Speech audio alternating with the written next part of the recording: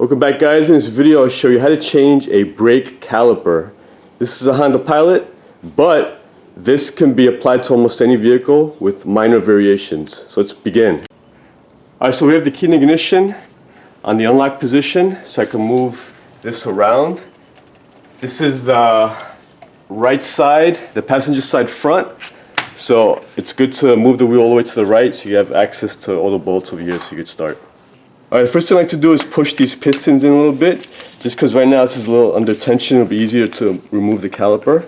So just go behind the brake pads a little bit and push the pistons in.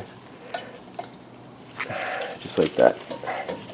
First thing I'm going to do is I'm going to take this banjo fitting off, and I have this thing right here which clamps onto the banjo fitting and prevents the whole brake system being dry and air in the system, and there's less bleeding afterwards. So I'm going to put a link in the description on where to get these. Pop this off.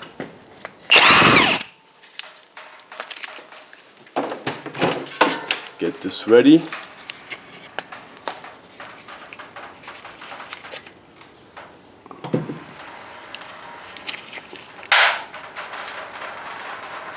Just like that. Okay, so what happens here is, you see this banjo bolt over here? This area over here is recessed, and there's a hole here. So the brake fluid comes through this banjo fitting, in through here, and out through this hole into the caliper. So that's how that works. It's also a good idea to inspect your brake hoses. If they look like they're in bad condition, I would also replace these. Alright, now to take this caliper off. This is a floating caliper, meaning it floats back and forth like this, and the bracket is fixed. So these bolts here, you just take these off. Actually, in this case, I'm just going to take one off and pop this bolt off and pull the caliper up and slide it out. So I'll go ahead and do that now.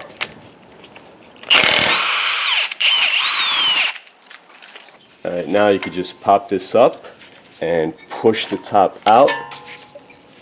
Just like that. And there's your caliper. Alright, now we're going to take these clips off here to hold the pads in place, and take the pads off. Now we're going to take the caliper bracket off. There's two bolts over here.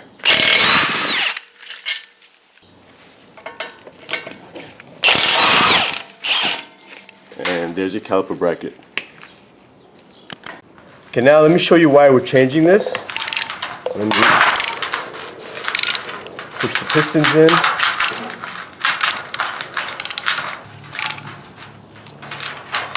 As you can see, one piston is still out and the other one is fully in. We also check to see which rotor is hotter. We use the infrared thermometer, and this rotor was a lot hotter than the other ones, and the customer's miles per gallon went way down. So that actually caused it. These are sticky caliper pistons.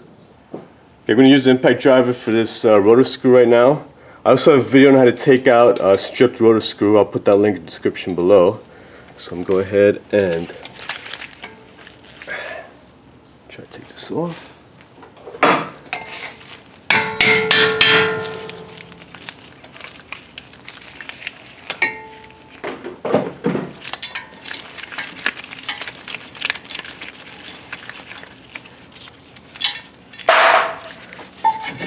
And the rotor comes right out. Now, if you have a bad caliper, you don't have to change the rotor if the rotor is good. We're doing brakes here anyway, so we're changing the rotor.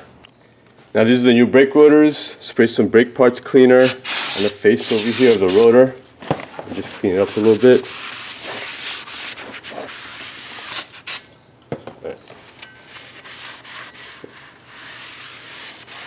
Okay, now over here, this is actually in pretty good shape. It's a good idea to sand this down a little bit, get some of the corrosion off. You also have something like this you can put on your drill. You just put it over here, and it cleans all the rust out, like that. So I'm just going to go ahead around with this with some sandpaper and clean this up as well. And I always put a little bit of fluid film here to protect from corrosion.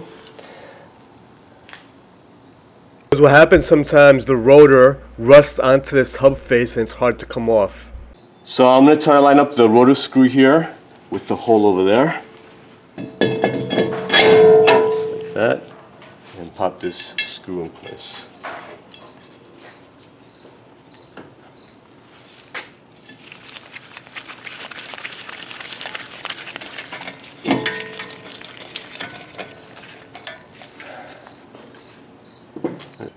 Now the front caliper to spindle bolts on this car, they're torqued down to 100 foot-pounds.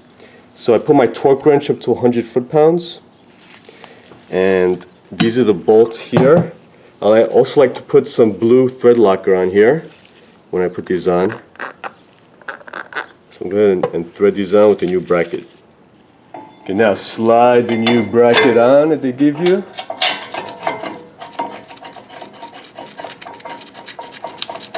Bolt in. Now put the bottom one in. The bottom one, you might have to move this bracket back and forth a little bit to catch that. Now I'm going to go ahead and torque these down to 100 foot-pounds. That's good. And that's good.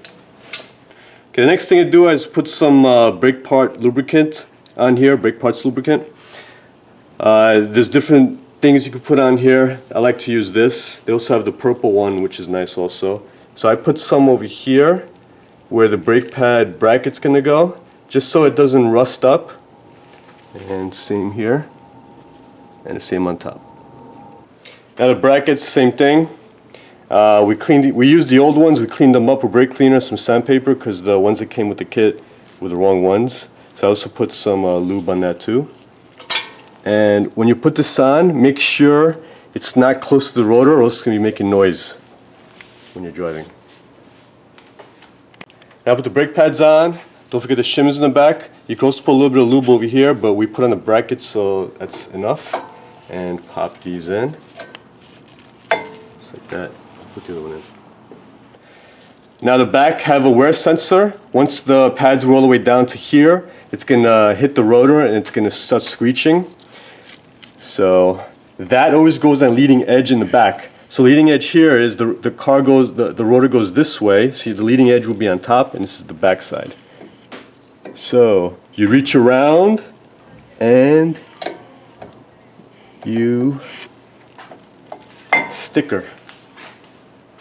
Now these already came pre-lubed, so I'm not going to put any more lube on these. If you put too much lube, you actually force it out. Force this out and actually clamp on the brakes when you're driving. So I'm going to leave that. Here you have to put silicone lube or else it's going to eat the rubber boot. And also when you put these on, make sure that these slide freely back and forth. So now, let's put this on here.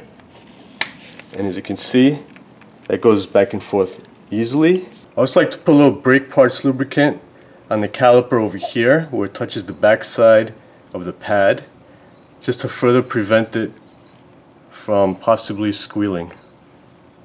And a little bit on the faces of the pistons.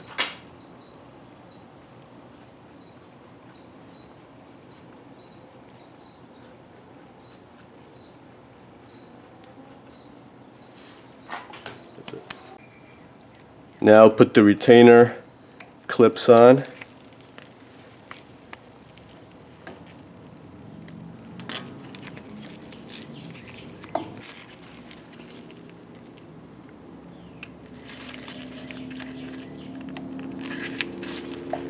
And that's good.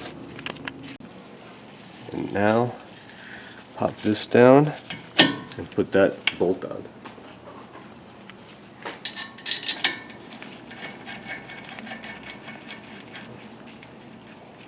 And tighten it down. These go to 50 foot-pounds. And you're good. Okay, now we're gonna put the banjo bolt in. I also want to mention, I'm not a big fan of clamping these down so brake fluid doesn't leak over here, because you're putting added stress to the brake hose. That's why I like this much better. Now you have 2 copper washers for the banjo bolt, and we're going to tighten this down to 25 foot-pounds. So let me do this quickly.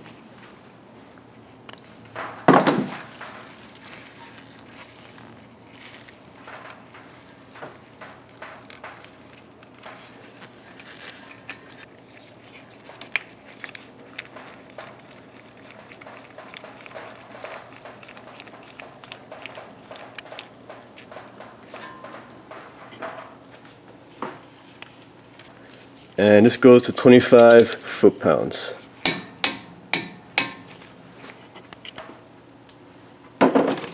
Now spray some brake parts cleaner over here where the banjo bolt is.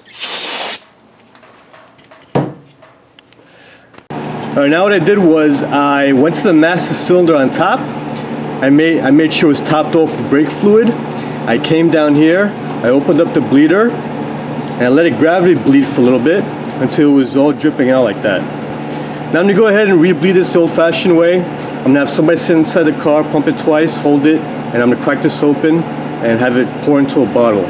I also have a video on how to bleed brakes, so I'll put that link in the description below. Alright, so what you want to do is you want to spray everything here with brake cleaner and go inside the car, turn it on, hit the brakes a couple of times, and make sure there's no leaks over here where the banjo bolt is. If there are leaks, you could go ahead and tighten down the banjo bolt some more.